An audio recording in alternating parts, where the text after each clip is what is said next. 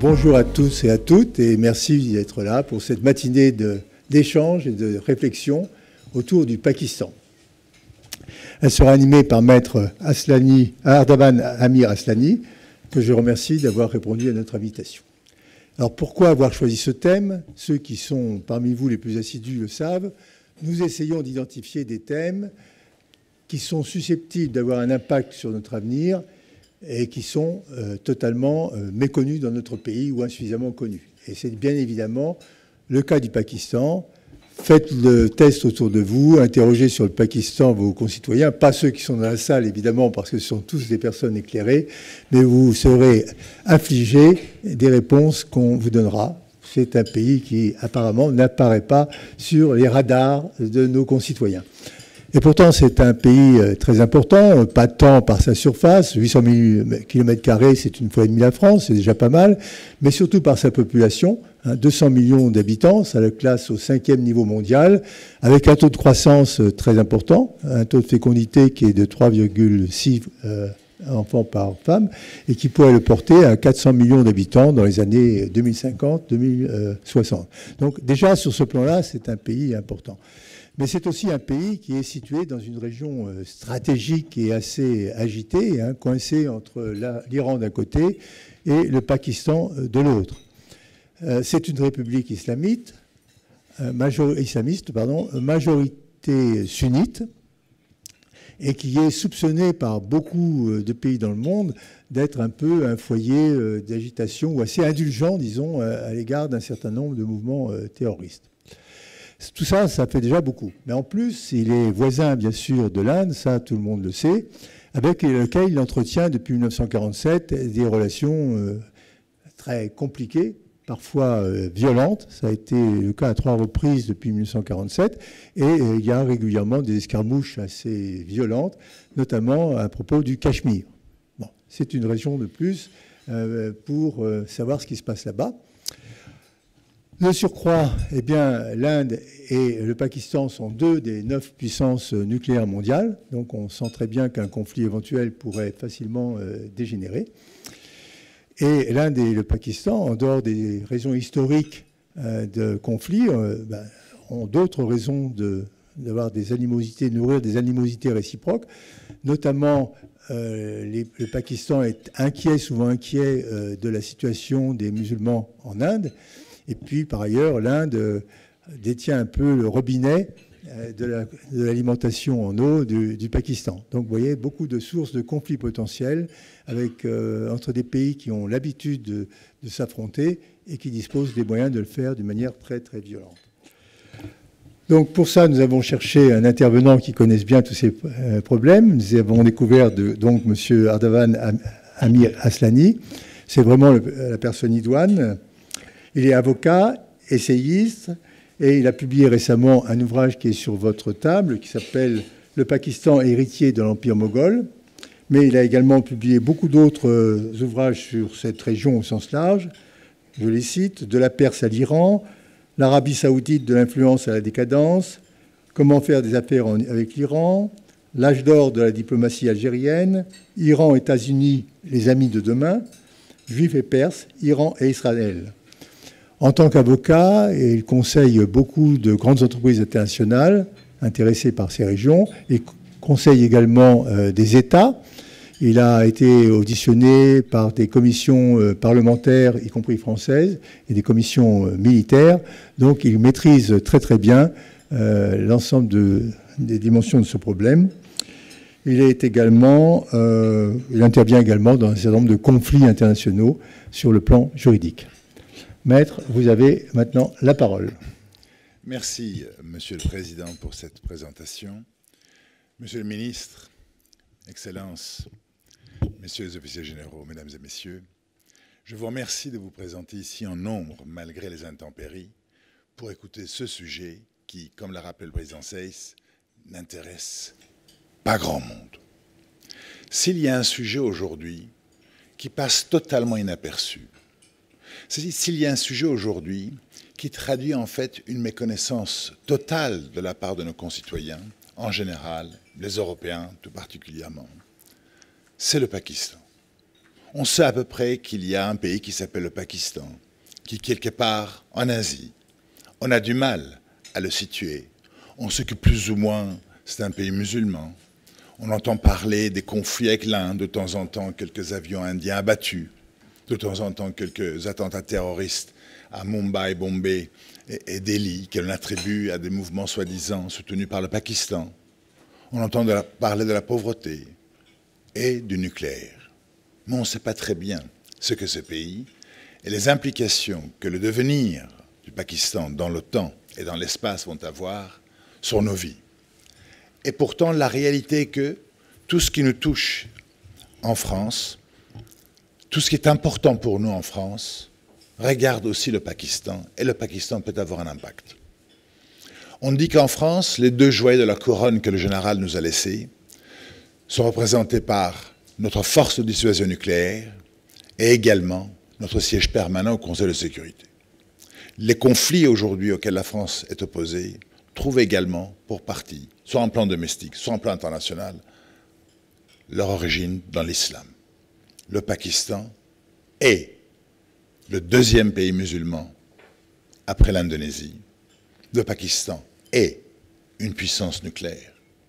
Donc malgré le fait que la France aujourd'hui est engagée, comme disait Huntington, dans une véritable guerre de civilisation avec une forme particulière de l'islam qui est l'islam wahhabite promulgué par les Saoudiens, malgré le fait que la politique étrangère de la France est particulièrement orientée vers la volonté de bloquer la question de l'éparpillement nucléaire à travers le monde, le Pakistan, on ne sait pas ce que c'est.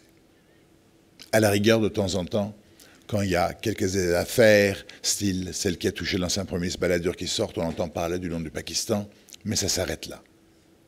Eh bien, ce pays gagne à être connu. Je ne suis pas venu ici pour vanter les mérites du Pakistan. C'est un pays qui a des problèmes. C'est un pays qui a eu des moments difficiles. C'est un pays qui a défrayé les chroniques, pas toujours dans le bon sens. Je ne suis pas venu ici non plus pour attaquer l'Inde, soi-disant frère ennemi depuis toujours du Pakistan. Je suis simplement venu pour attirer votre attention sur la réalité de cet ensemble qu'est l'Asie du Sud, et en particulier la place primordiale que le Pakistan y occupe, en particulier par rapport au monde indien et iranien en général, et également par rapport à la question de l'islam. Je ne sais pas si le président Saïs a interrogé Mme Soleil, où il est doué d'un talent de perspicacité extraordinaire. La date de cette conférence-là tombe à pic. Tombe à pic, pourquoi? Parce que lundi, le président Donald Trump s'est rendu en Inde.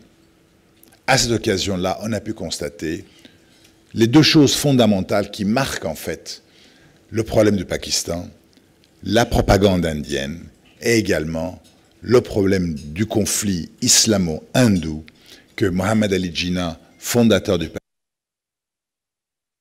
en son temps, lors de la partition des Indes. Pourquoi d'abord la propagande indienne qui fait que le Pakistan est si mal vu dans le monde? Eh bien, vous pouvez le constater lorsque Trump s'adressait dans ce stade que l'on présentait comme étant le plus grand stade de cricket au monde, où on lui avait promis 10 millions de personnes dans les rues d'Ahmedabad dans le Gujarat, mais finalement il n'y a eu que 115 000. La ville en tant que telle ne comptait que 6 millions, je ne sais pas comment on aurait pu faire pour avoir 10 millions.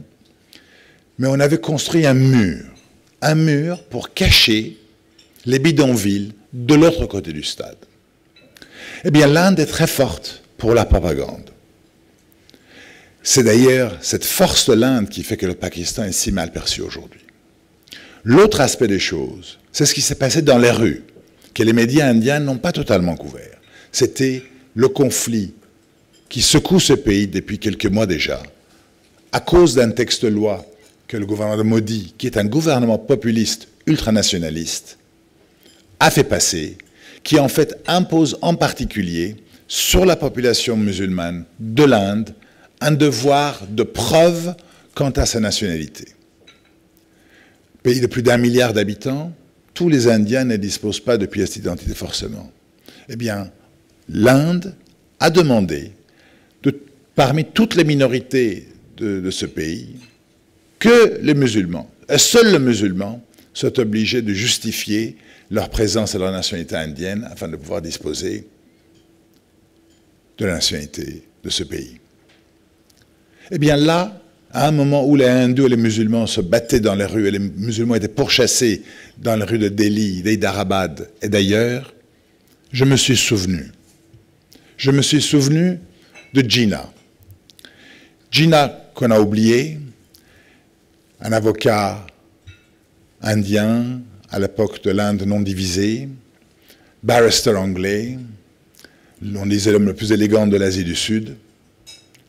À l'époque, dans sa confrontation avec Nehru, quand l'Angleterre envisageait de se retirer et que l'Inde devait être divisée, disait « Moi je vois le jour où les musulmans de l'Inde seraient poursuivis dans les rues de l'Inde par les hindous. » Eh bien, ces jours-là sont arrivés. Jinnah ne s'est pas trompé. D'ailleurs, c'est assez étonnant. Quand le président Modi invite Trump, il l'invite dans la province de Gujarat, province qui, il y a quelques années, a connu les pires massacres de musulmans dans l'histoire contemporaine de l'Inde, 1500 morts à l'issue de pogroms lancés sur incitation gouvernementale à l'encontre des musulmans de l'Inde.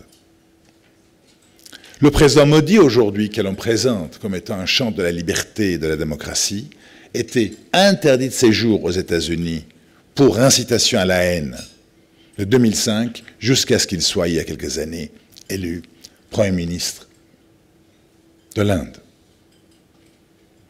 Eh bien, qu'est-ce qui fait qu'aujourd'hui, plus de 70 ans après l'indépendance du Pakistan et de l'Inde, on en est toujours là où on était au moment de la partition, là où on était il y a des siècles, là où on était il y a presque 1000 ans. Mais je pense que pour comprendre aujourd'hui la situation du Pakistan, il est important et fondamental de comprendre d'où vient ce pays. Qu'est-ce qui a fait qu'en 1947, le 14 août, les uns et les autres ont préféré scinder en deux l'Inde unie. Il faut remonter pour cela au XVe siècle et voir en fait globalement de quoi il en retourne, comment l'Inde est devenue musulmane. Eh bien, les gens ne le savent pas très bien. Cet empire moghol des Indes, qu'on appelle moghol, mais qui en fait n'avait pas grand-chose, des Moghols qu'on imagine, de Tamerlan ou de Gengis Khan, c'est une population persanophone d'Ouzbékistan, sunnite, qui est partie à la conquête de l'Asie du Sud. Donc effectivement, c'est une puissance qui était étrangère à l'Asie du Sud, hindoue, qui est arrivée au départ des steppes de l'Asie centrale. Remplaçant le sultanat de Delhi, l'empire moghol s'est installé. Eh bien, pour comprendre l'opposition entre musulmans et hindous en Inde, non divisée, il faut retenir 3 dates en particulier. La première date, un peu romanesque, c'est la date de la succession de Shah Jahan, on est au XVIIe siècle. Shah Jahan, de renommée mondiale, qui a construit le Taj Mahal, que Trump a visité. Et Modi a oublié de dire que tous les monuments visités par les touristes en Inde, la quasi-totalité des monuments, la quasi-totalité des sites touristiques, sont d'origine moghole, sont d'origine perse, sont le fruit de l'œuvre des grands empereurs moghols. Le Taj Mahal n'est qu'un exemple. Il est en train de changer les livres pour réécrire l'histoire, pour faire primer l'indianité et l'appartenance à la religion hindoue dans un État laïque, le plus grand État laïque, l'État laïque idéal que c'était censé devenir dans la pensée des pères fondateurs. Mais la tragédie est là. Shah Jahan disparaît. Il y a un coup d'État. Son fils cadet renverse son fils aîné, qui était destiné à prendre la direction de l'Empire moghol. Le premier, Dara Shikoh, un homme marqué par la modération et la tolérance, à l'instar des autres grands empereurs moghols, qui étaient très loin de toute forme de fanatisme. Aurangzeb prend le pouvoir et sert, dans la grande tradition dite moghole, la tête de son frère aîné sur un plateau à Shah Jahan, qui n'a plus jamais quitté sa chambre depuis. Et il s'embarque dans un conflit à l'encontre de l'hindouisme, forçant des conversions, détruisant les temples hindous, dont l'un d'entre eux a défrayé les chroniques jusqu'à il y a peu, le fameux temple d'Ayodhya en Inde, qu'il a remplacé par une mosquée en utilisant les matériaux du temple hindou en question, en construisant le temple, la mosquée Babur, qui vient du mot persan Babr, le tigre. La Cour suprême indienne dernièrement a autorisé la reconstruction d'un temple hindou sur ce site musulman depuis presque 8 siècles. Rétablir la jizya, qui est en fait une sorte de statut de dhimmi en Inde, imposant le versement d'une sorte d'impôt aux hindous et à d'autres minorités, et à privilégier l'islam comme la religion dominante. Les germes de l'opposition entre hindous et musulmans ont commencé à travers la volonté de Aurangzeb de guerroyer et de procéder à la conversion forcée. Deuxième date, qu'on a encore oubliée aujourd'hui, 1857. L'Inde aujourd'hui présente la révolte des Sipahis comme étant la première initiative d'un mouvement d'indépendance nationale mené en Inde. Mais cette révolte des Sipahis était une révolte exclusivement musulmane. Il n'y avait que les musulmans qui se sont révoltés contre le Raj britannique, pas les hindous, qui au contraire apportaient leur coopération aux Anglais pour la répression abominable qui en a suivi. À cette époque, l'ourdou, qui est une langue indo-européenne, composée à 70% du persan, était la langue dominante de Delhi. Une langue très belle. Des grands poètes indiens comme Mir, comme Ghalib, ne parlaient que cette langue. L'ourdou a cessé d'être la langue dominante de Delhi et les Anglais ont évincé les musulmans de toutes les fonctions de responsabilité et les ont même expulsés de la ville de Delhi. Deuxième coupure. Troisième coupure qui nous intéresse, c'est celle de 1947, la partition des Indes. Gandhi ne voulait pas que l'Inde, cette undivided India, soit divisée en deux. Il ne voulait pas. Il pensait que les deux populations pouvaient vivre en paix.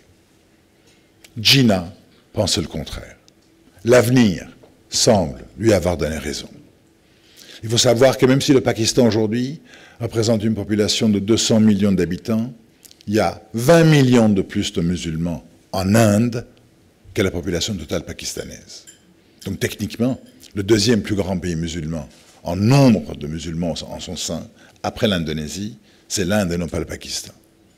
Eh bien, le sort de ces musulmans-là n'est pas aujourd'hui très enviable.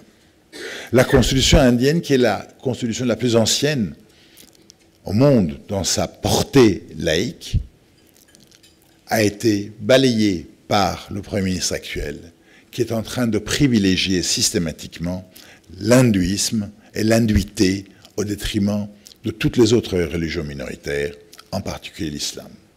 Eh bien, Jinnah avait senti la chose et il a exigé auprès de Lord Mountbatten, le vice-roi des Indes, la création d'un État. Eh bien, cet État devait être géographiquement situé là où il y avait plus de musulmans. Et deuxièmement, en ce qui concerne le choix des États princiers, le choix était laissé aux dirigeants de la province en question, Maharaja de la province en question, de choisir entre une allégeance envers l'Inde ou envers le Pakistan. Eh bien, le problème de fond a commencé à ce moment-là avec la question de Jammu et de Cachemire, puisque province à majorité écrasante musulmane, le dirigeant, le roi clé du coin, a décidé d'apporter cette province-là à l'Inde.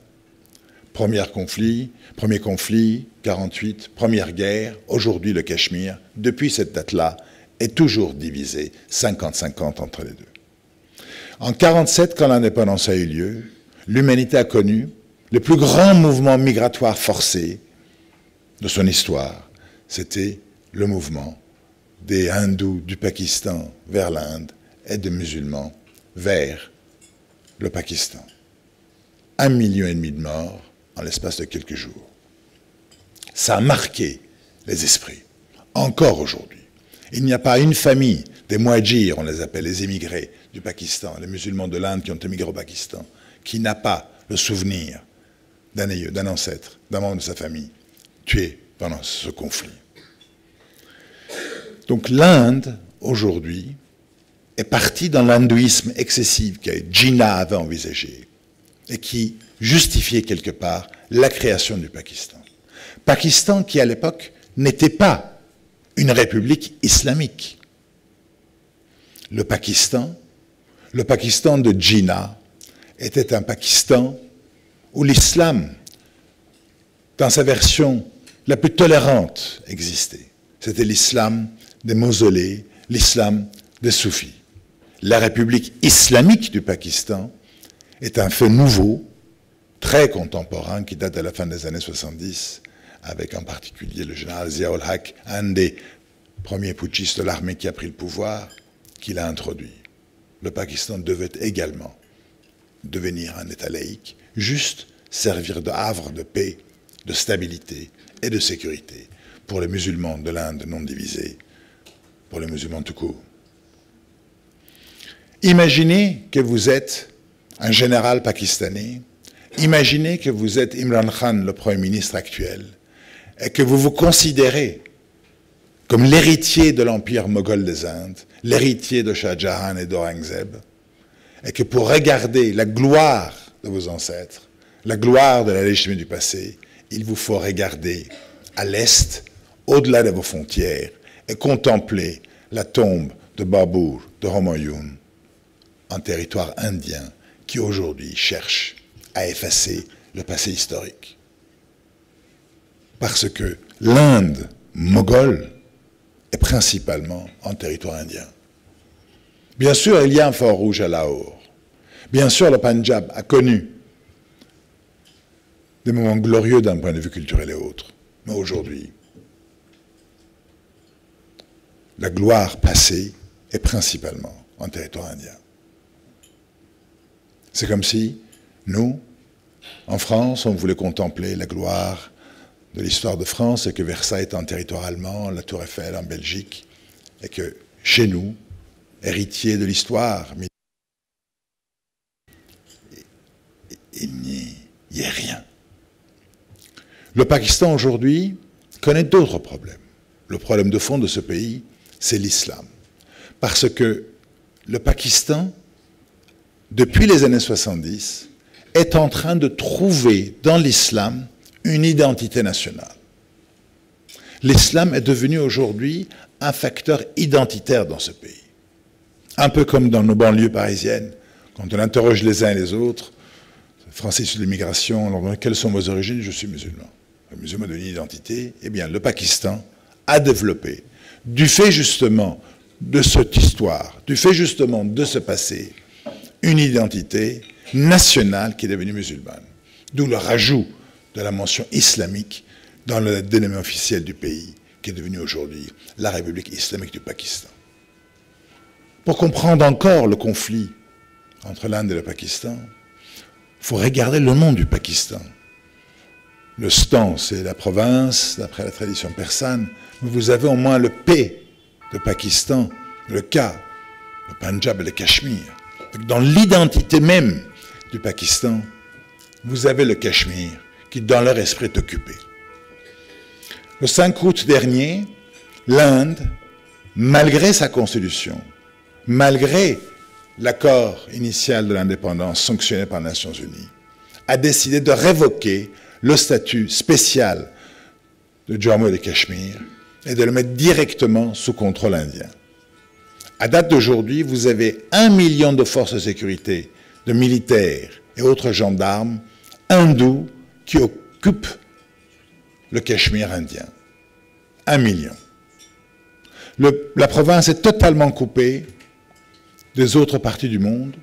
Le réseau téléphonique est coupé, l'accès aux hôpitaux limité, des barricades au détour de chaque rue, de chaque ville importante, de chaque village conséquent du Cachemire. Mais qui s'intéresse au Cachemire?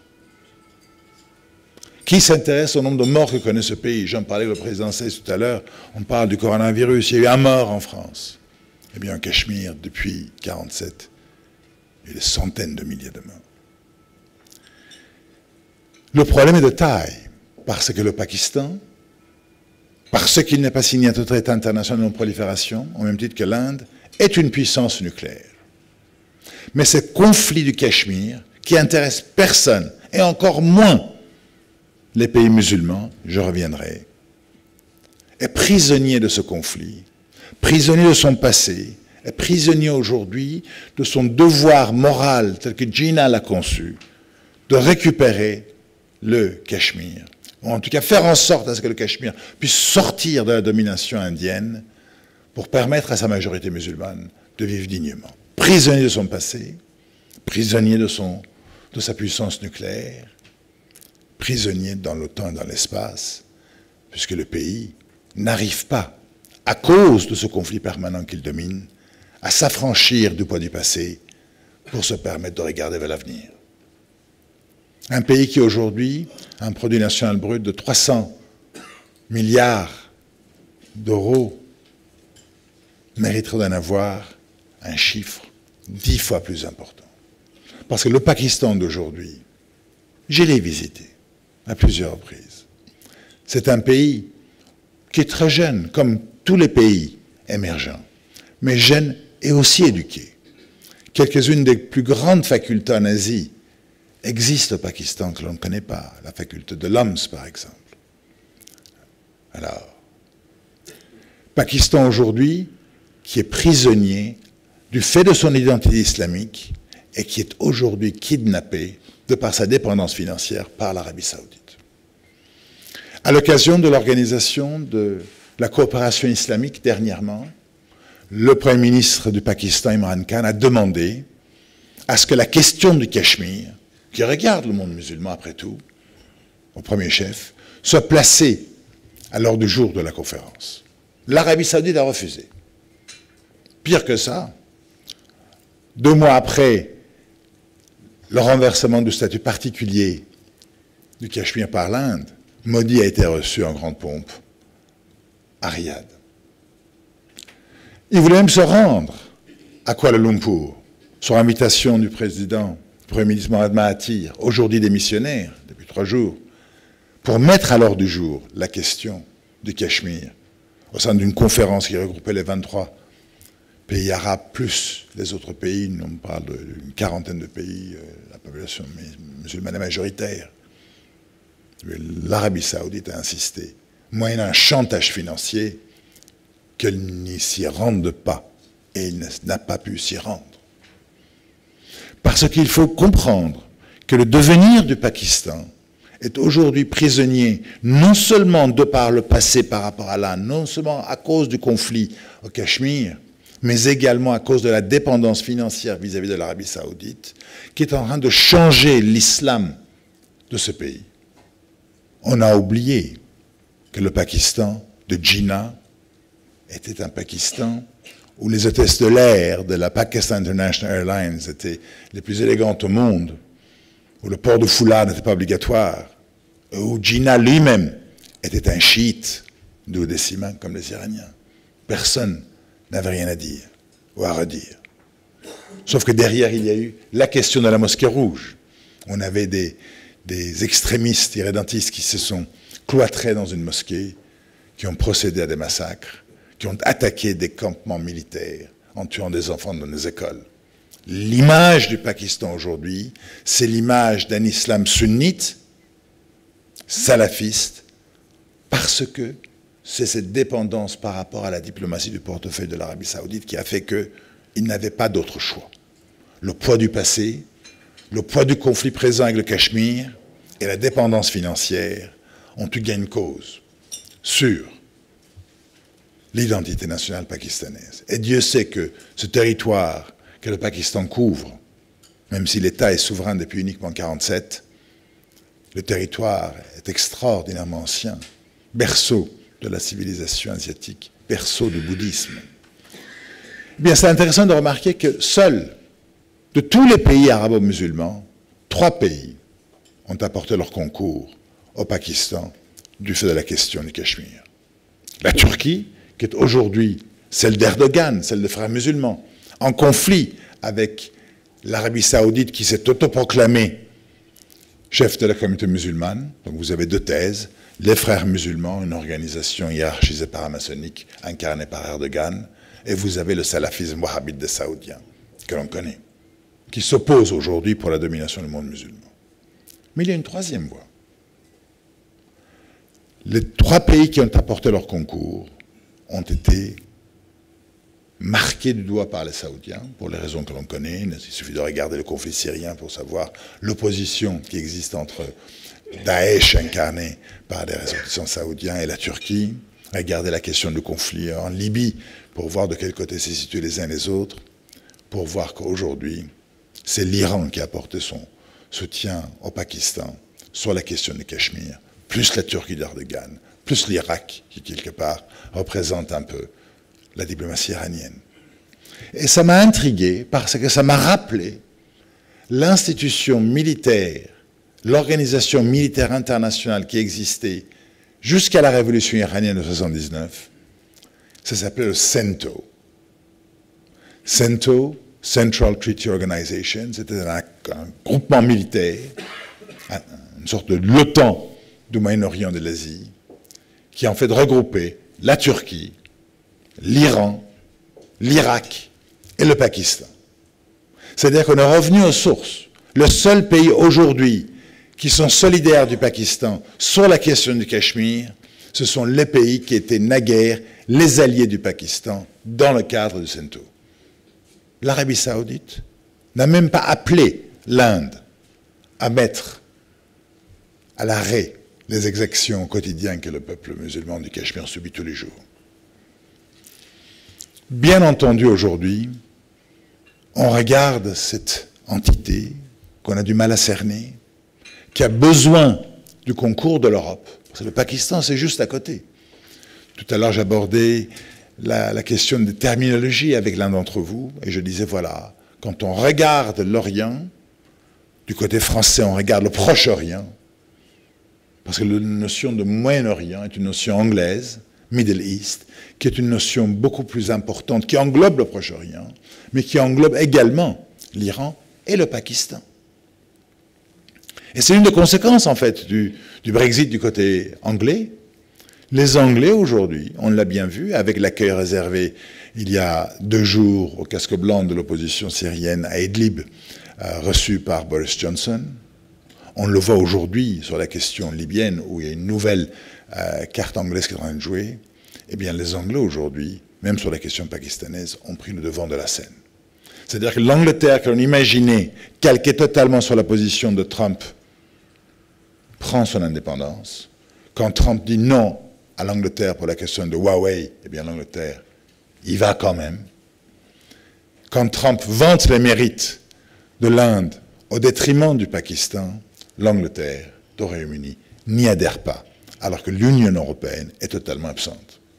Il y a des raisons historiques, il y a des raisons coloniales, il y a le passé, mais il y a aussi l'avenir.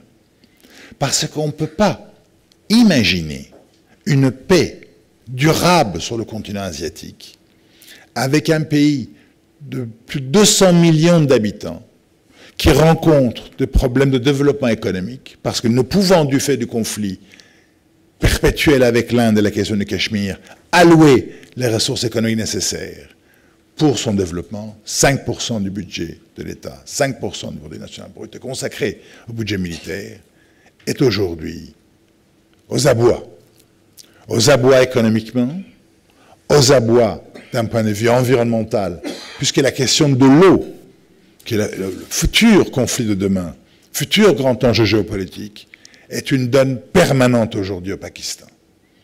Et que les Indiens utilisent comme une arme d'imposition de leur suprématie, notamment en contrôlant la descente des fleuves de la chaîne de l'Himalaya, en bloquant l'accès du Pakistan à l'eau et en prenant en otage l'activité agricole et la paysannerie pakistanaise.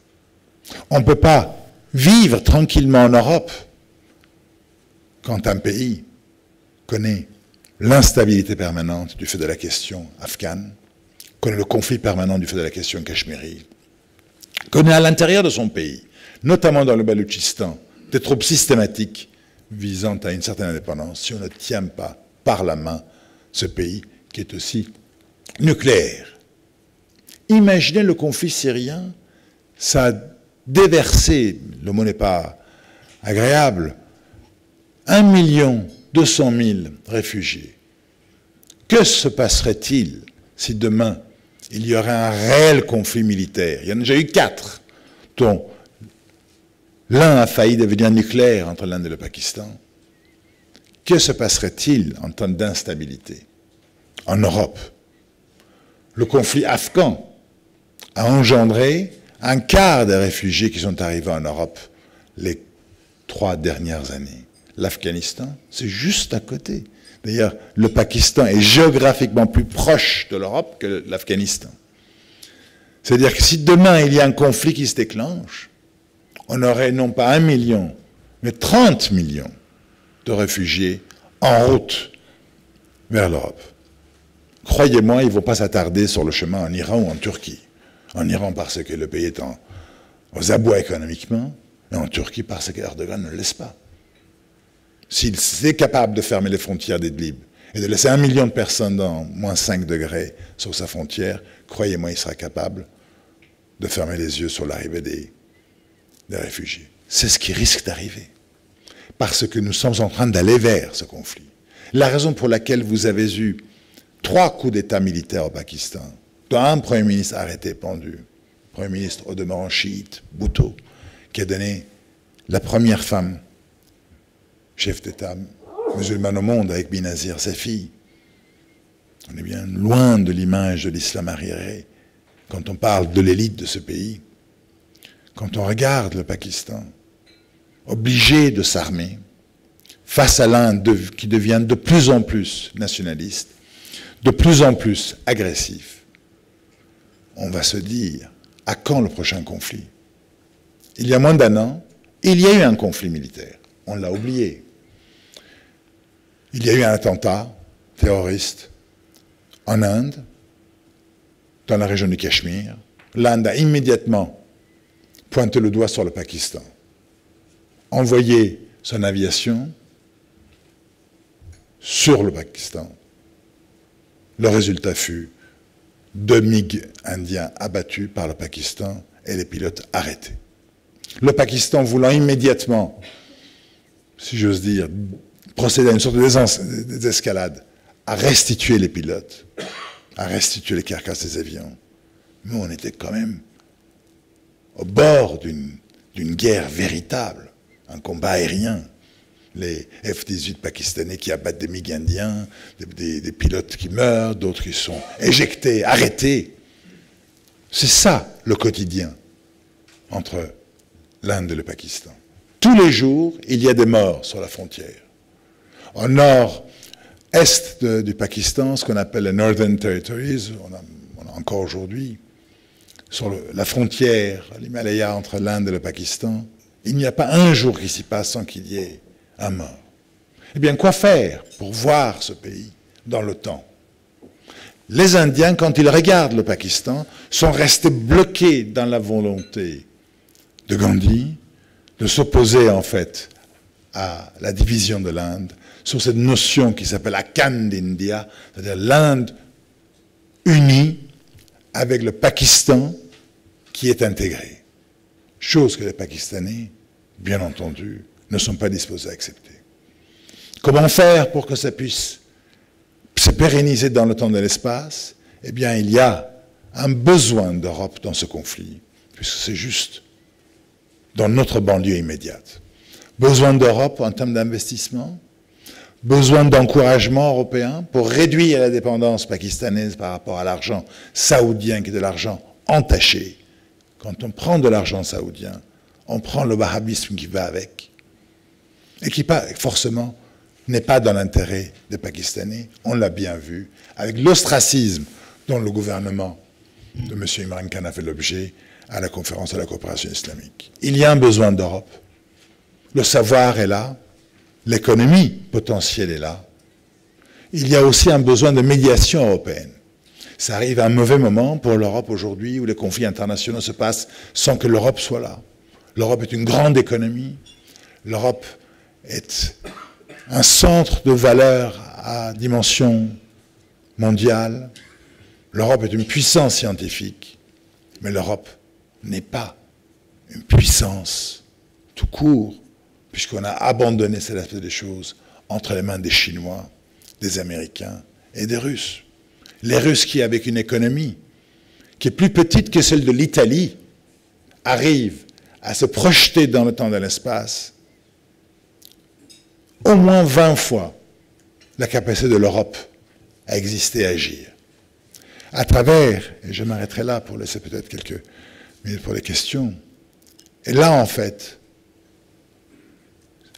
il faut prendre conscience de cette réalité pakistanaise qui englobe en son sein également la question du devenir de l'islam. Le devenir de l'islam qui aujourd'hui fait l'objet d'un conflit entre le wahhabisme saoudien, la version des frères musulmans d'Erdogan, mais il y a une troisième voie, la voie pakistanaise, la voie de Jinnah, la voie de la modération, la voie de la séparation des pouvoirs. C'est la grande tragédie, si vous voulez, de l'islam. C'est que l'islam a connu sa renaissance avant son Moyen-Âge que l'islam connaît aujourd'hui. Donc, transformer le Pakistan aujourd'hui en une sorte d'allié pour le changement du regard de l'islam sunnite, et un certain des plus grands penseurs musulmans sont d'origine pakistanaise, même si on l'ignore, et faire en sorte à ce que les facteurs de stabilité d'hier, le CENTO, dont j'ai parlé, l'alliance entre l'Iran et le Pakistan, l'Irak, puissent de nouveau arriver pour faire obstacle à l'irruption des nationalismes qui ne peuvent entraîner que l'agression, que la guerre.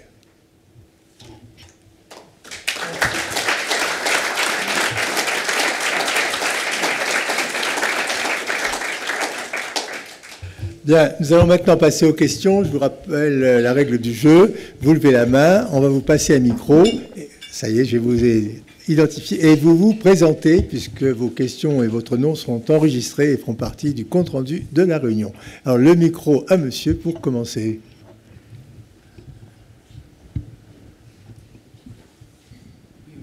Patrick Careil, je suis juge au tribunal de commerce et je ne vais pas me présenter plus longuement.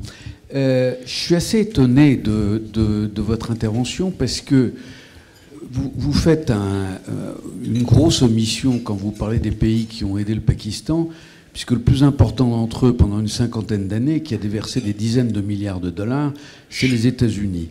Et les États-Unis ici se retirent un peu progressivement. C'est d'une part à cause de la collusion entre les services secrets pakistanais et l'ensemble des mouvements terroristes qui menacent le monde occidental. Et deuxièmement, c'est parce que progressivement, le Pakistan bascule vers la Chine, que vous omettez aussi dans les pays contributeurs. Et donc, le problème du Cachemire, il existe depuis toujours, vous l'avez très très bien décrit, mais l'Europe ne s'y intéresse pas. Par contre, elle est très directement concernée par les mouvements terroristes. Et moi, ce qui m'a fasciné, parce que dans l'alliance que vous avez décrite, ASEAN, vous avez omis les États-Unis, c'était une alliance occidentale. Dans cette alliance, il est stupéfiant que pour aller chercher Ben Laden, les Américains aient été obligés de se cacher de l'armée et des services secrets pakistanais qui le protégeaient. Merci. Effectivement, la Chine aujourd'hui, avec la question de son corridor, avec la question de la Silk Road, qui représente aujourd'hui sa stratégie économique internationale, qui cherche en fait à rendre captifs les pays qui vont profiter justement de ce soutien. Le Pakistan aujourd'hui a reçu 50 milliards de dollars d'investissement de la part de la Chine, avec la création d'un des plus grands ports sur l'océan Indien, à Gwaidor, par les Chinois. Si vous voulez, l'implication américaine au Pakistan n'était pas une implication spontanée pour le Pakistan. C'était une implication qui était la pendante de l'implication soviétique en Inde pendant la guerre froide. C'était ça la réalité. Encore aujourd'hui, le Pakistan, c'est vrai, bénéficie quelque peu de l'aide des États-Unis, mais les États-Unis ont totalement basculé dans le camp indien. D'ailleurs, ils ont rebaptisé leur flotte pacifique en flotte Indo-Pacifique, qui traduit en fait littéralement la bascule totale des États-Unis dans le camp des Indiens. Vous avez parlé si vous voulez, des services secrets pakistanais, Inter-Services Intelligence, ISI, qui soi-disant finançaient des mouvements terroristes qui nous prennent pour cible. L'Occident, en tout cas. Je n'ai pas connaissance, ne serait-ce que d'un seul attentat qu'on puisse attribuer au service pakistanais qui ait pris pour cible l'Occident. Au contraire, autant que je le sache, les attentats qui nous touchent aujourd'hui, ce sont les attentats qui puisent leur source dans la pensée wahhabite, takfiri des Saoudiens ou des Qataris, puisque tous les terroristes, entre guillemets, qui nous ont touchés en Europe, qu'il s'agisse aux États-Unis, des Twins à New York, qu'il s'agisse de Bataclan, qu'il s'agisse de tous les attentats que Londres a connus, n'ont pas été commis par les services pakistanais qui n'ont aucun intérêt à commettre des attentats en Europe, mais exclusivement par ceux qui sont adhérents à la pensée takfiri saoudienne. Que le Pakistan essaye d'encourager des mouvements indépendantistes dans le Cachemire, c'est certain.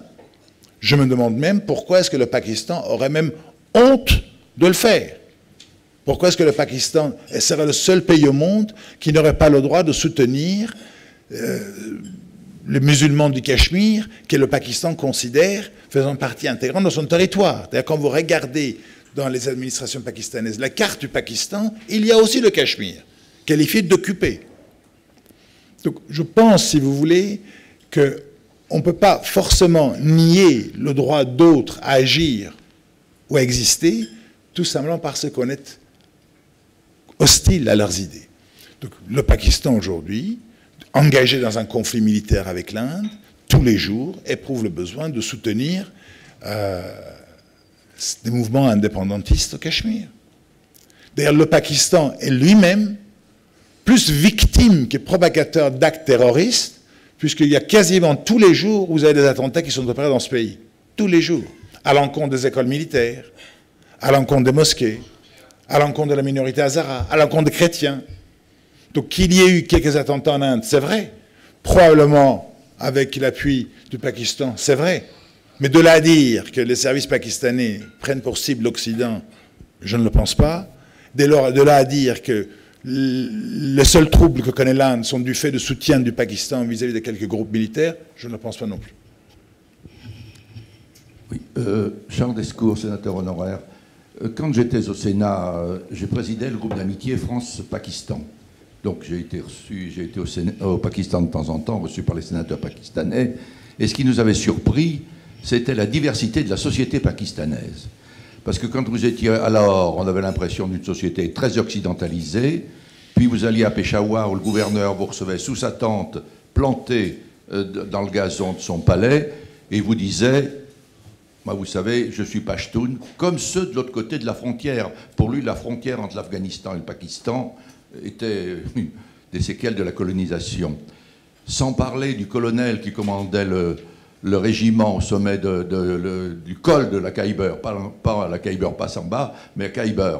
Il nous présentait l'histoire de son régiment depuis 1927, où il y avait des photos dans son bureau avec les souverains britanniques. Et sans parler du sud industriel de Karachi, l'Islamabad au milieu. Moi, nous nous étions posé cette question en disant, cette diversité de la société pakistanaise, au-delà du problème religieux, mais la société pakistanaise, on se demandait comment le Pakistan allait évoluer à cause de cette diversité sociétale qui, entre Peshawar et Lahore, était quand même considérable. Votre commentaire est totalement pertinent et parfaitement juste, auquel je ne peux qu'adhérer. Aujourd'hui, c'est ça que je voulais vous demander. Bien sûr. Le cas du Baloutchistan pakistanais est un peu particulier, puisque ça va être le prochain conflit qui va arriver. Il y a des mouvements indépendantistes dans le Baloutchistan pakistanais, comme il y a des mouvements indépendantistes dans le Baloutchistan iranien, qui effectivement ont une identité nationale, une littérature, une langue, une civilisation qui aspire à se distinguer des autres, de devenir autonome. Tout cela, c'est vrai. Mais l'histoire du Pakistan, c'est l'histoire de la conséquence de la partition des Indes. Donc, ils ont pris ce qui existait. C'est-à-dire que le jour de la partition, c'est un avocat anglais qui prend une carte de l'Inde non divisée et qui fait un trait. Et là, c'est le Pakistan, là, c'est l'Inde. Il n'avait pas d'usine d'armement. Les usines étaient du côté indien. Les industries du côté indien. Donc, du jour au lendemain, ils se sont retrouvés avec un territoire dépourvu d'industrie, dépourvu de sites d'armement, dépourvu d'industrie militaire, dépourvu de tout. Donc, ils étaient bien obligés de composer avec. D'ailleurs, la raison pour laquelle la capitale était transférée de Karachi, puisque la capitale initiale c'était Karachi, vers une nouvelle ville, Islamabad, c'était justement pour distinguer le côté, si j'ose dire, ethnique du Sindh, qui est la région de Cachemire, des autres communautés Punjabi, Cachemiri, Balouch qui pouvaient exister, pour faire comprendre à tout le monde que c'est une fédération, une république fédérative qui cherche à fédérer tout le monde dans leur diversité. Ils ont pris ce qu'on leur a donné, ce qu'ils ont trouvé sur place. Alors vous avez raison, il y a les Pashtuns, il y a les Balouches, il y a les Sindhis, il y a les Punjabis, il y a les Cachemiris, ils sont tous différents. C'est pour ça que ce vide identitaire, la conséquence de la partition des Indes, la conséquence qu'il n'y avait pas un pays qui s'appelait le Pakistan avant, fait qu'aujourd'hui, l'islam a pris le dessus, est devenu un facteur identitaire national pour justement pallier à l'absence d'une histoire commune, régionale, identifiée. C'est le grand défi qui se pose aujourd'hui au gouvernement pakistanais. Comment faire pour avoir une identité qui va au-delà de la haine de l'Inde, de la question du Cachemire, qui va au-delà de l'islam, conséquence de la dépendance financière du Pakistan par rapport à certains pays, et bâtir une identité nationale englobante qui regarde vers l'avenir. Aujourd'hui, le pays est prisonnier du passé, et je pense que les autres pays de la région, dont l'Iran, ont un rôle fondamental à jouer dans ce devenir. Autrement, vous avez raison, les facteurs intrinsèques de dissociation et de sectarisme risquent de prendre le dessus, et le conflit qui va secouer le Pakistan existera aussi bien à l'ouest qu'à l'est. Bien, autre question, Monsieur Jacques. Oui, merci beaucoup. Maître Amir Aslani, votre exposé dont le titre est « L'avenir du Pakistan » est tout à fait passionnant et, Monsieur le Président, vraiment, on ne pouvait pas mieux viser dans le calendrier. Bon. Mais si votre exposé est tourné vers l'avenir, votre livre est presque entièrement consacré à l'histoire. C'est pour ça que je suis un peu surpris, je l'ai parcouru seulement, mais il y a bien une carte du Bengale. Vous n'avez pas évoqué dans l'histoire du Pakistan la période où il existait un Pakistan oriental. Deuxièmement, dans votre exposé, vous avez parlé de l'Arabie saoudite comme le vecteur du wahhabisme. Mais dans votre livre, vous rappelez, ce que j'avais su quand j'étais jeune étudiant, que Jinnah, une de ses caractéristiques, c'était qu'il s'était mobilisé précisément contre le développement du wahhabisme qui naissait au début du XIXe siècle. Pourquoi l'attribuez-vous uniquement à l'Arabie saoudite? Je suis d'accord sur votre analyse contemporaine, mais historiquement, le wahhabisme, il est presque né au Pakistan, il est presque né en Inde. Oui, monsieur le ministre, vous avez parfaitement raison et j'adhère à ce que vous dites. Très intéressant, en fait, la remarque. Il y a une université en Inde, qui est d'ailleurs aujourd'hui sur le territoire indien, mais qui est musulmane, qui s'appelle Aligarh. Aligarh, si vous voulez, c'est le Harvard des musulmans de l'Inde. C'est cette université-là qui a réfléchi sur la théologie et sur le devenir du monde musulman. Pardonnez-moi, ça saurait s'il y avait un mouvement civilisationnel, culturel, intellectuel qui prenait ses sources en Arabie saoudite. Donc c'est sûr que c'est l'Inde qui est à l'origine de la pensée musulmane, ça ne fait aucun doute. La raison pour laquelle je n'ai pas fait un exposé historique, c'est que le sujet de l'exposé d'aujourd'hui, c'est l'avenir du Pakistan. Donc je voulais porter un regard contemporain sur les enjeux qui existent aujourd'hui, tout en faisant un petit rappel historique sur le passé. Vous avez raison de le rappeler. Tous les plus grands penseurs, si vous voulez, musulmans, sunnites, jusqu'à la partition de l'Inde, sont des musulmans de l'Inde. Ce sont les écoles musulmanes indiennes qui ont contribué, si vous voulez, à la science musulmane. Quand vous regardez, même aujourd'hui dans le monde arabo-musulman, la civilisation musulmane est la conséquence de ce qui vient du Caire et de Beyrouth, pas de ce qui a été inventé à Riyad. C'est un fait. On ne peut pas le nier. Donc, sans même parler, si vous voulez, de l'apport de la civilisation persane à l'islam dans sa totalité, qui n'est pas négligeable. Donc, l'Arabie saoudite n'existait même pas à l'époque. L'Arabie saoudite, c'est des années 30, l'Inde existait comme entité forme, il y avait une ambassade des États-Unis avant même l'indépendance. Jinnah était chiite duodécimain. Il n'y avait pas d'islamique, comme je l'ai rappelé, dans la dénomination du pays au moment de Jinnah. Il est mort trop tôt, il est mort un an après l'indépendance. Et il a combattu effectivement contre la tendance. À l'époque, ça ne s'appelait pas wahhabisme, parce que le wahhabisme, comme vous le savez, c'est le clergé saoudien d'Ibn Hanbal qui l'a lancé, Ibn Wahhab d'Arabie saoudite. Ça avait d'autres noms. Une version extrémiste du sunnisme, incarnée par Maudoudi en particulier. Il a combattu la chose pour, non pas en profit de l'islam chiite, comme vous l'avez dit, mais faire en sorte à ce que le pays puisse devenir un État laïque qui ne sert qu'à servir de lieu de paix et de sécurité pour les musulmans de l'Inde non divisée. Ce n'était pas destiné à devenir un pays islamique en tant que tel. Ça l'est devenu du fait du conflit avec l'Inde, du fait de la dépendance financière par rapport à l'Arabie saoudite. Mais là, au même titre que les Anglais ont tiré un trait au milieu du Cachemire, du Punjab pour séparer l'Inde et le Pakistan, ils ont fait le même tiré sur le Sri Lanka, ils ont fait le même tiré sur le Bangladesh.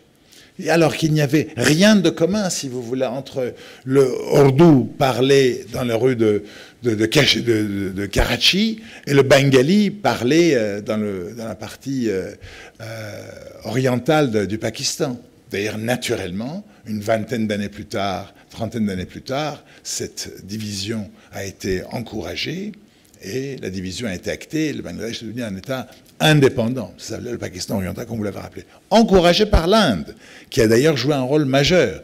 Quand vous regardez toute la sphère qui entoure l'Inde, l'indépendance de ce pays, leurs divisions, leurs problèmes internes sont souvent la conséquence de l'immixtion de l'Inde dans leurs affaires. L'affaire du Sri Lanka est un exemple, avec le nord tamil encouragé vers un mouvement indépendantiste par l'Inde par rapport au sud singalais. Donc l'Inde, effectivement, a participé dans cette coupure, et qui est une bonne chose, une chose saine pour ce qui est arrivé au Pakistan, puisque le Pakistan n'avait pas, on le voit aujourd'hui, les moyens de gérer l'autre ensemble oriental du Pakistan. Donc la nature de la séparation géographique a tiré son trait et a fait en sorte à ce que le Pakistan se concentre sur les provinces historiques. Et aujourd'hui, quand on va dans les administrations pakistanaises, il n'y a pas de regret dans l'esprit des Pakistanais sur la perte du Bangladesh, alors qu'il y a des regrets au quotidien répétés sur la question du Cachemire. Oui. Bonjour, je m'appelle Antoine Behel et je suis stagiaire à la Fondation Robert Schuman.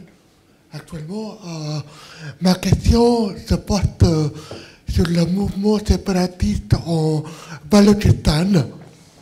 Et je me demande qu'est-ce que ça va avoir sur l'avenir du Pakistan, notamment concernant les relations du Pakistan avec l'Iran et l'Arabie saoudite. Et en outre, je veux savoir la réaction de l'Arabie saoudite, notamment concernant ce mouvement-là, parce que ça touche à la fois le Pakistan et l'Iran. Merci beaucoup. Merci. Alors, comme je vous l'ai rappelé, la question de l'avenir du Pakistan passera au préalable par la capacité de l'élite de ce pays à créer une identité nationale englobante. C'est ça ce qui fera que le pays restera uni. C'est ça ce qui fera que le pays pourra continuer dans le temps.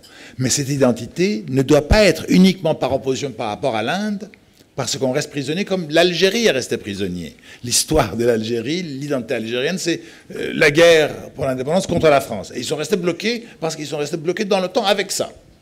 Eh bien, les Pakistanais aujourd'hui sont bloqués avec ça. Donc il faut qu'ils créent une identité nationale. Ça prend du temps. Il ne faut pas que ce soit l'islam, puisque peu importe la version organisée, ça sera une forme rétrograde. Il faut que ce soit quelque chose qui s'auto-élabore sur place, autour de la pensée de Jinnah, autour de la dimension civilisationnelle et culturelle de ce pays, sur ce territoire-là. Ils sont en train d'y parvenir. L'Iran et le Pakistan. L'Iran, si vous voulez, quand vous regardez un siècle en arrière, 110 ans en arrière, le seul pays de la région qui existait, c'était l'Iran. en tant qu'État souverain. C'est le seul État souverain qui existe sans discontinuité depuis des millénaires. Donc l'Iran a une responsabilité sur le Pakistan. L'ourdou est une langue, si j'ose dire, qui est à plus de 50%, 70% d'origine persane. L'hymne national du Pakistan est en persan. Les plus grands théoriciens de l'indépendance pakistanaise, si vous voulez, sont persanophones.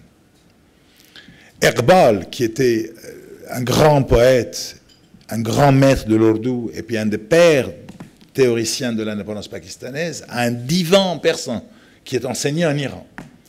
Donc l'Iran a une responsabilité, je pense, énergétique, parce qu'il faut arrêter avec le schéma où, sous prétexte que le pétrole est sur votre territoire, vous en jouissez et vous soumettez les voisins. Donc l'Iran a une responsabilité vis-à-vis du Pakistan, et l'Iran pourra sortir vainqueur de cette relation-là par rapport aux pays qui lui sont hostiles, en permettant au Pakistan également d'apporter sa dimension scientifique, sa dimension technologique. C'est quand même un pays nucléaire. D'accord, c'est la Corée du Nord qui a sémé le début de l'opération vers l'arme, mais la connaissance nucléaire au Pakistan est une connaissance autochtone.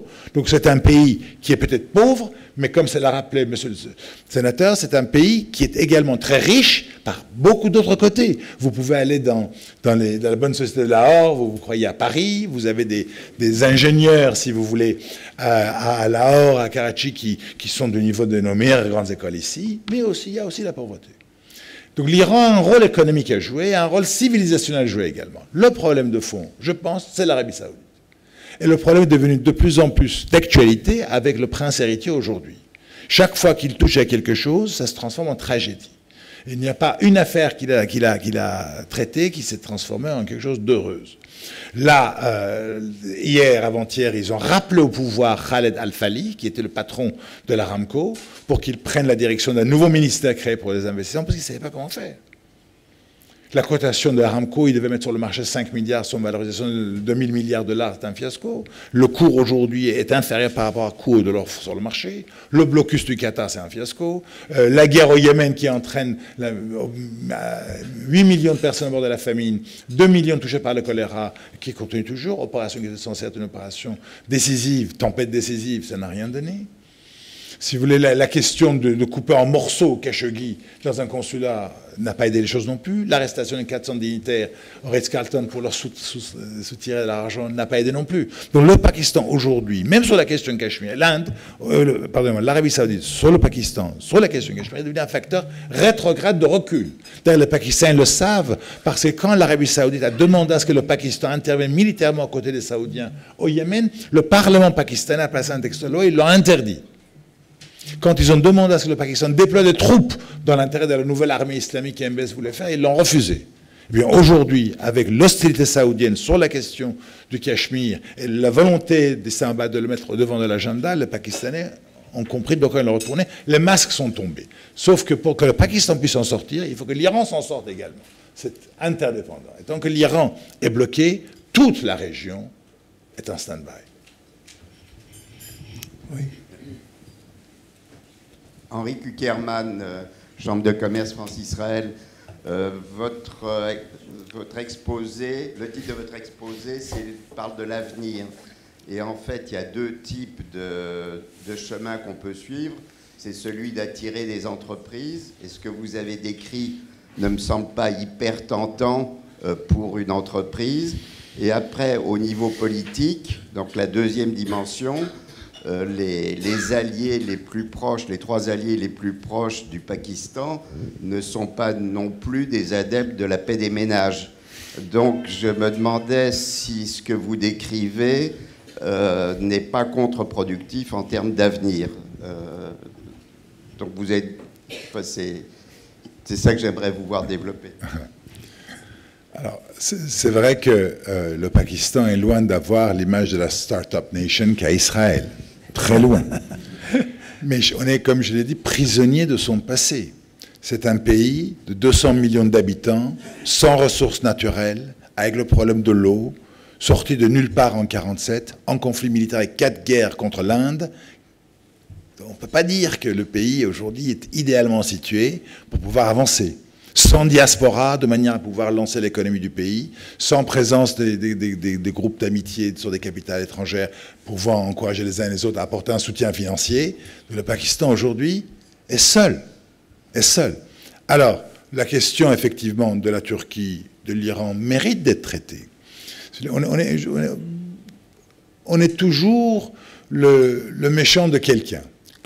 Quand on regarde, si vous voulez, la Turquie d'Erdogan, on voit quand même, si vous voulez, un pays qui est le 10e pays industrialisé au monde, un pays qui aujourd'hui est un acteur majeur de la diplomatie internationale, où ses troupes sont déployées en Libye, en Syrie et ailleurs, donc qui existe et qui aujourd'hui est en opposition par rapport au salafisme saoudien.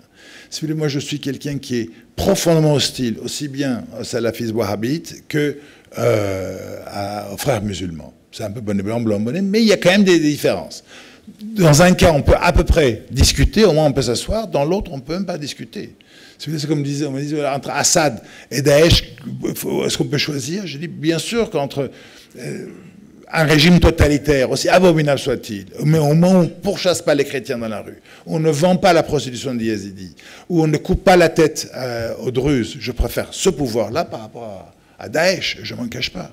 Eh bien, le Pakistan, il faut faire la moyenne du bord. Aujourd'hui, l'Inde, de par l'importance économique que ce marché représente, de par la volonté géostratégique des États-Unis de miser sur l'Inde contre l'essor de la Chine, le Pakistan est un peu prisonnier de ce contexte. Alors, le Pakistan, on peut dire tout ce qu'on veut, c'est quand même aujourd'hui une démocratie.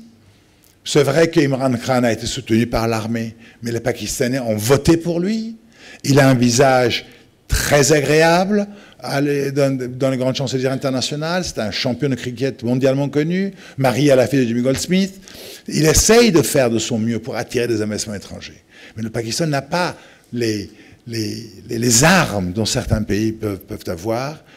Donc c'est pour ça que, pour notre stabilité en Europe, il nous appartient d'y aller. Ce n'est pas un pays qui connaît la guerre civile, c'est un pays qui a un conflit avec l'Inde qui peut se régler très intelligemment en permettant un référendum au Cachemire pour que le peuple cachemiri décide entre l'indépendance ou le rattachement à le Pakistan ou à l'Inde. C'est tout ce que demande le Pakistan. C'est qu'il va dégonfler une fois pour toutes le conflit avec l'Inde et de pouvoir allouer les ressources nécessaires au développement économique du Pakistan et de les concentrer sur une guerre vaine qui n'est pas prête de se terminer. On est quand même dans une situation où le président américain, et même s'il a beau avoir soutenu quelque peu le Pakistan, va en Inde et déclare la grande amitié avec l'ennemi du Pakistan. 4 guerres, dont une presque nucléaire. La dernière, il y a moins d'un an. Donc, il faut toujours partir de quelque part. Le plan américain sur la Cisjordanie et le Gaza, aujourd'hui, ce n'est pas extraordinaire la situation. Vous avez le Hamas à Gaza, vous avez la détresse en Cisjordanie, vous avez la corruption du Fatah, mais il y a quand même un espoir. Le Pakistan, c'est mieux que la Cisjordanie. Donc s'il y a de l'espoir là-bas, il y en aura au Pakistan. Mais la seule chose qu'il faut, c'est le retour de l'Iran. C'est qui me permet de placer un mot. Ce que vit aujourd'hui l'Iran, ce que vit la population iranienne aujourd'hui, est l'une des plus grandes injustices qui existent, à mon sens, dans l'histoire contemporaine. Parce que déjà, le Pakistan est nucléaire pour qu'on sente qu'on ne fait rien, alors que l'Iran, qui n'est pas nucléaire, est en train d'étrangler un pays dans son ensemble. Un pays qui a respecté à la lettre la totalité de ses engagements au titre de l'accord nucléaire du 14 juillet 2015 et qui, malgré cela, a été abandonné par les alliés européens qui n'ont rien fait pour sauver l'accord nucléaire, juste après le départ américain, qui a imposé l'extraterritorialité du droit américain sur la question iranienne. Donc, si vous voulez, il n'y aura pas le règlement du problème pakistanais, du problème iranien, du problème turc. Il y aura besoin de procéder à un règlement global de la situation. Et moi, je pense que le jour où l'Iran reviendra, toute la région changera. Parce que c'est un pays qui, comme vous le savez, contrairement au Pakistan, dont le sous-sol regorge de matières minières de premier plan, première réserve gazière prouve au monde, deuxième réserve pétrolière prouve au monde, par-dessous tout, 83 millions d'Iraniens, 72% moins de 40 ans, un niveau d'éducation supérieur à la moyenne haute de l'Europe occidentale. Je pense qu'avec ça, il y a de quoi pousser l'économie iranienne à sa juste place. Et l'Iran aura à ce moment-là le devoir de sortir le Pakistan de ce marasme diplomatique dans lequel le pays est laissé par la lâcheté des autres pays arabo-musulmans sous la domination saoudienne et par l'incapacité de l'Iran à agir. À l'époque impériale, l'allié naturel du Pakistan, c'était l'Iran. Ce n'est qu'après la chute du Shah que les Saoudiens ont réussi à prendre pied dans ce pays. D'ailleurs, les Saoudiens qui qualifient l'armée pakistanaise de leur armée. Ils qualifient leurs bombes nucléaires de bombes pakistanaises. Donc, il faut respecter le Pakistan. L'Europe doit intervenir pour mettre un terme au conflit au Cachemire. Mais tant qu'on continuera, si vous voulez, à regarder le monde à travers le prisme du danger chinois, donc l'Inde sera systématiquement privilégiée. Quand on continuera à regarder la question en termes d'importance démographique d'un marché, l'Inde sera toujours privilégiée par rapport au Pakistan. Mais ce n'est que repousser le problème dans le temps, puisqu'il viendra un jour où, n'ayant pas d'eau, n'ayant pas d'espoir, n'ayant pas d'avenir, mais ayant la bombe nucléaire, il peut y avoir un conflit qui peut nous toucher ici. Pas par les bombes, par les conséquences que l'immigration inéluctable, du fait de l'eau, du fait de l'instabilité, risque d'entraîner. Vous devriez faire, Président, un jour une conférence sur la géopolitique de l'eau, qui est le grand enjeu de demain. On l'a déjà fait une première fois, mais elle sera renouvelée parce que les choses ont quand même évolué depuis. Prochaine question. Général Lamballe, ancien attaché de défense au Pakistan. Quelle est selon vous l'évolution des relations entre le Pakistan et l'Afghanistan? Il y a de sérieux problèmes entre ces deux pays, comme vous le savez. Le problème de la ligne du rang, qui n'est pas reconnue par Kaboul. Le problème de l'eau, justement. Le problème des réfugiés également. Et le problème du transit. Mon général, vous avez entièrement raison en attirant notre attention sur la question afghane. Je dirais que depuis le First Afghan War, l'Occident n'a jamais eu une histoire heureuse en Afghanistan. La ligne de marquage n'est pas reconnue. Ça a été rappelé par M. le sénateur, il y a la population pachtoune qui existe des deux côtés de la frontière, qui s'y déplace librement sans être arrêté par qui que ce soit sur la frontière, parce qu'il n'y a pas réellement une frontière marquée.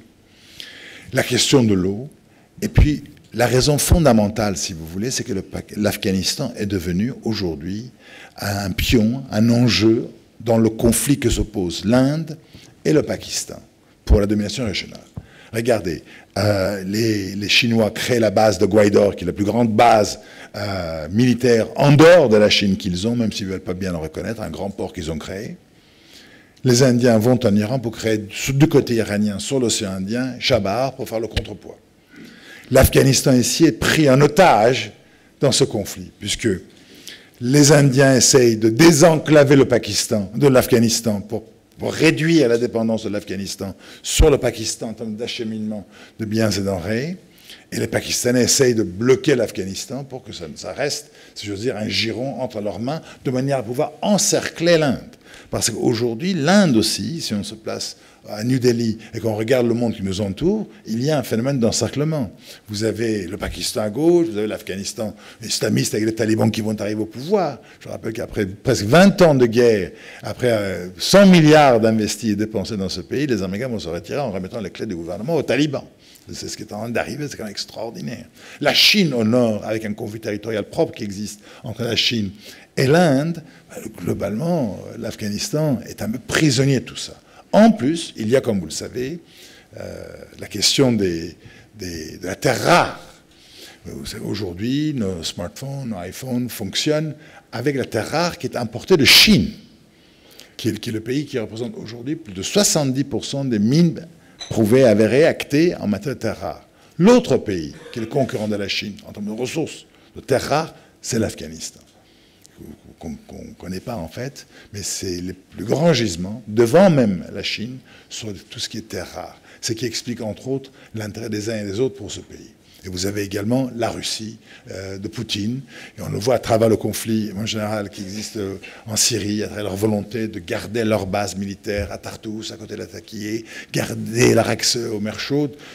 C'est la démarche historique depuis Potemkin des Russes vers les eaux chaudes, dont l'Afghanistan en fait partie. Ce qui risque d'arriver aujourd'hui, c'est que le Pakistan va se rapprocher de la Russie aussi. Parce que plus les Américains s'installent en Inde dans leur volonté de s'opposer à la Chine, plus les Américains vont rendre les Russes hostiles à leur projet et inciter les Russes à aller s'installer au Pakistan. On transfère, si j'ose dire, la guerre froide vers une nouvelle guerre chaude en Asie du Sud. Merci. Bonjour, je suis le premier secrétaire ambassade du Pakistan. C'est pas une question, c'est juste un commentaire. Monsieur Aslani, je voudrais vous remercier pour ce discours intéressant et aussi pour avoir écrit ce livre sur le Pakistan. C'est très instructif pour moi-même aussi. Vous avez soulevé quelques points valables concernant en particulier la possibilité d'un conflit d'Asie du Sud en raison de la montée du nationalisme hindou en Inde et de son attitude belliqueuse. Je voudrais souligner que le Pakistan est fier de son héritage musulman et de sa diversité ethnique et religieuse.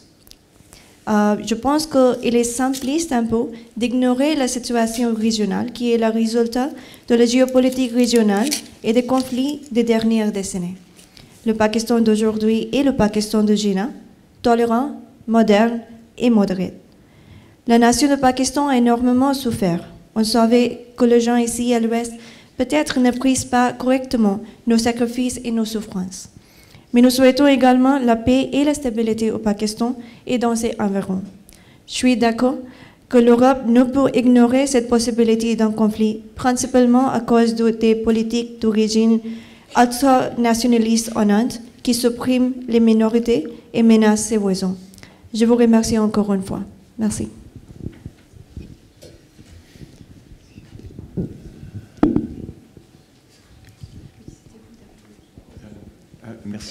Merci. Oui, Ménia, j'étais un premier avocat général à la Cour de cassation. Je voudrais simplement, à propos de tolérance, dire un mot, vous poser une question à propos d'Asia Bibi. Ça vous dit quelque chose? Et ses chances pour avoir le prix Nobel de la paix, peut-être. Merci, maître. Encore un exemple, en fait, vous l'avez bien rappelé. Le Pakistan, c'est un pays, bien sûr qu'on aspire à la tolérance, bien sûr qu'on aspire au respect de l'autre dans sa différence. Mais c'est aussi un pays, l'exemple que vous avez mentionné est un exemple, des femmes maltraitées, des chrétiens maltraités. Même si aujourd'hui vous critiquez l'islam, vous êtes passible de la peine de mort au Pakistan. C'est quand même un problème. C'est quand même un problème pour un pays qui se veut tolérant. Donc il faut changer la Constitution. Et parce que déjà, le simple fait qu'il y ait une église au Pakistan est une contestation de l'islam, puisque, voilà, sans aller dans le débat sur la théologie. Donc il y a un besoin effectivement de changement législatif. Il y a un besoin de reconnaître les femmes dans leur aspiration. Alors Asia Bibi, effectivement, cette femme persécutée, pourchassée, symbolise la chose. Mais il y a tellement d'autres cas. Je dirais que c'est le problème globalement du monde musulman de sa question avec les femmes. L'islam a peur des femmes. Quand on regarde bien globalement, on voit que l'une des raisons qui explique que certains pays extrémistes sunnis ne s'en sortiront jamais, c'est-à-dire qu'ils commencent par mettre hors du champ de la production économique la moitié de leur pays, la moitié de leur démographie. Mais le Pakistan n'a pas toujours été comme ça. Je vous invite vivement, vous le savez, Monsieur le Président, si vous regardez le passé du Pakistan, juste le lendemain de l'indépendance, et pendant les années qui ont suivi, c'était franchement le pays de l'extrême tolérance. Encore aujourd'hui, vous avez des mausolées au Pakistan qui sont des mausolées des grands gourous sikhs. Les sikhs indiens peuvent librement aller au Pakistan. Malgré la guerre, le Pakistan leur délivre des visas pour qu'ils puissent aller sur le lieu saint. Ils peuvent le faire. Le problème des chrétiens, en fait, c'est que globalement, les chrétiens d'Orient, mais du monde en général, sont un peu prisonniers de l'image que l'Orient se fait, de l'Occident, du poids de l'histoire passée, de la puissance coloniale et des sentiments de frustration qui peuvent exister chez eux. Donc je pense que s'il y a un besoin de tolérance, effectivement, le Pakistan en a besoin, pas simplement sur la question chrétienne, mais il y a aussi ces quelques millions de Ahmadis qui appartiennent à une secte, si vous voulez, qui a coupé avec l'islam sunnite traditionnel, qui sont pourchassés, eux, pour le coup, au quotidien. Il y a un besoin pour la chose. Et je pense que le Pakistan, le sénateur l'a rappelé, est un pays de diversité ethnique, de diversité linguistique, de diversité culturelle. C'est aussi un pays étonnant. Parce qu'il y a le cas d'Asia Bibi, mais il y a le cas de Mme Benazir Bhutto, du Premier ministre, femme au Pakistan. On l'a connue aussi. C'est un pays qui est capable des plus belles choses, en même temps des pires exactions. C'est la modération qui doit primer, modération qui pourra mieux se déployer si le contexte géopolitique régional pourrait se calmer, et notamment le conflit sur la question cachemiri se régler. Bien. Y a-t-il une autre question? Oui. Michel Bon, président de Devotim. Vous nous avez très peu parlé de la Chine, finalement. Pourtant, vous nous dites l'amitié de Trump et Modi, c'est quand même bizarre, quoi. Non, c'est pas l'alliance de deux populistes, c'est surtout le bras de fer sino-américain. Quel meilleur allié trouver contre la Chine que l'Inde? Donc, puisqu'on parle de l'avenir du Pakistan, est-ce que l'avenir du Pakistan, c'est pas la Chine, simplement? Ça risque Président, ça risque de le devenir. Parce qu'il faut d'autres alternatives, ça risque de le devenir. Puisqu'on va de nouveau vers ce monde bipolaire. On le voit aujourd'hui avec l'attitude américaine sur la question chinoise. Vous savez, les Chinois, et c'est normal, regardent d'abord leurs propres intérêts. Vous savez, sur la question iranienne, quand Total s'est retiré de l'Iran sous l'effet des lois extraterritoriales américaines, les Chinois devaient prendre la concession de South Pars, qui est le plus grand gisement gazier au monde, et remplacer Total. Ils ne l'ont pas fait, parce que les Chinois ne sont pas disposés, à juste titre, de déchirer leur chemise pour la question iranienne, alors qu'ils ont 700 milliards de dollars d'échanges par an avec les États-Unis. Donc en fait, aujourd'hui, le Pakistan, au même titre que l'Afghanistan, prisonnier du conflit pakistano-indien, le Pakistan aujourd'hui vit les conséquences du conflit américano-chinois. Et donc le Pakistan bascule naturellement dans le camp chinois, ne pouvant faire autrement. Le jet pakistanais, qui est aujourd'hui un des concurrents de l'aviation militaire moderne, est un investissement chinois, est une technologie chinoise. La route de la soie a fait du Pakistan, si vous voulez, un pays économiquement dépendant de la Chine pour son bien-être au quotidien. De la Chine d'un côté, de l'Arabie saoudite de l'autre. C'est-à-dire c'est quand même deux vrais problèmes. Fermeture à l'Occident et fermeture idéologique par rapport au monde, parce que prisonnier entre les mains des Saoudiens. Vous avez raison, voilà, le montant ce qu'il est, la Chine étant ce qu'elle est, l'Amérique voulant par tous les moyens garder sa position dans le monde, effectivement, le Pakistan risque d'être sacrifié par les Américains sur l'autel des intérêts américains contre la Chine. On le voit aujourd'hui avec la pression américaine sur les Chinois, où qu'elle se présente. En Afrique, dernièrement, la question de Huawei, où les Américains interviennent ouvertement pour combattre la prééminence technologique chinoise sur le G5. Oui. Donc peut-être raison de plus de faire en sorte à ce que le Pakistan puisse être aidé pour ne pas être prisonnier ni de l'idéologie saoudienne, ni de la dépendance économique chinoise. Une autre question? Bien, si ce n'est pas le cas, eh bien, je vous propose de remercier notre intervenant. Merci.